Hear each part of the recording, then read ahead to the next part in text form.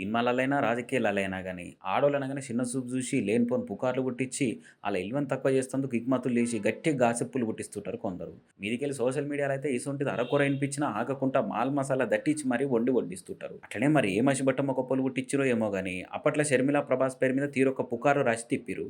ఇక నిన్నియాల జగన్‌తోని జగడం పెట్టుకునే వరకలా అసొంటి గాలి మాటలు మల్లా గాల్లే తిరుగుతున్నాయి. దాంతోని షర్మిలనే బయటకొచ్చి ఇగో ఇట్లా గట్టిగానే అరుసుకుంది. మీకు నిజంగానే చెల్లెల మీద ప్రేమ ఉంటే ఏ ఇష్యూ అయితే బాలకృష్ణ బిల్డింగ్ నుంచి అప్పుడు జరిగిందో ప్రభాస్ కు నాకు సంబంధం ఉంది అని అదే ఇష్యూని గత 5 సంవత్సరాలలో మీ సైతాన్ సైన్యం మీ సోషల్ మీడియాలో మీరు వాడుకోలేదా?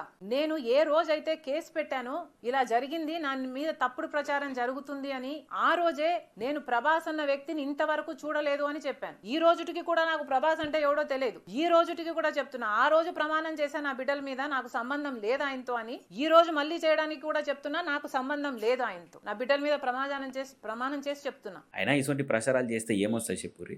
బిడ్డలున్నామె మీద ఇసొంటి పుకార్లు పుట్టిస్తే ఆఖరికి అదే బిడ్డల మీద ఒట్టేసి అసొంటిది ఏం లేదని చెప్పుకునే కాడికొచ్చింది. ఎన్నడు మారతారో ఇసొంటి మాటల్ని మందల తిప్పేటోళ్ళు ఏమో పోరి.